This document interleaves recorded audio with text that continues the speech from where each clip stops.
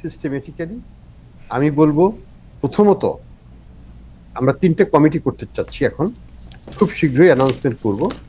এটা আমি ওই কমিশনে যাচ্ছি না, কমিশন অনেক সময় সাপেক্ষ ব্যাপার। আমার 3 মাসের ওয়েট করার সময় নেই, 6 মাসের ওয়েট করার সময় নেই, এখনই কাজ করতে হবে।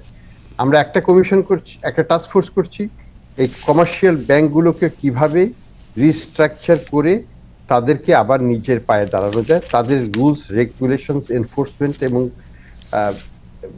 ব্যাড লোন পরিমাণ নির্ণয় করা এবং রিকভারি প্রসেস শুরু করা, আইন মন্ত্রণালয়ের সঙ্গে বসে সেগুলোকে কোর্ট সিস্টেমকে খাড়া করে অর্থ ঋণ আদালতগুলোকে আবার সচল করে প্রসারতা বাড়িয়ে অর্থ উদ্ধারের চেষ্টা করা। এটা একটা দিক।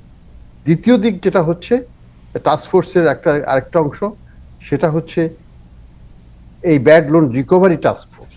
এখানে বাংলাদেশ ব্যাংক, আমাদের যেটা বিএফআইও আছে, সেটার সাথে আমাদের বিভিন্ন মন্ত্রণালয় একসাথে কাজ করবেন। সেটা হচ্ছে আইন মন্ত্রণালয়, সেখানে স্বরাষ্ট্র মন্ত্রণালয় থাকবে, সেখানে সিআইডি থাকবে, সেখানে দুদক থাকবে, এবং সেখানে আমরা আমরা যেটাকে টিআইবি কেও, ট্রান্সপারেন্সি ইন্টারন্যাশনাল, তাকেও আমরা সেখানে আমন্ত্রণ জানাবো, এবং সেখানে তারা মিলে চেষ্টা করবে যে কিভাবে এটাকে সম্পদগুলোকে আমরা উদ্ধার করতে পারি।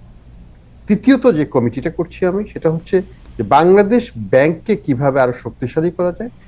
আমি আমাদের স্টাফদেরকে বলেছি যে অবশ্যই বাংলাদেশ ব্যাংকের সহায়তা ছাড়া এই অপকর্ম হয়নি।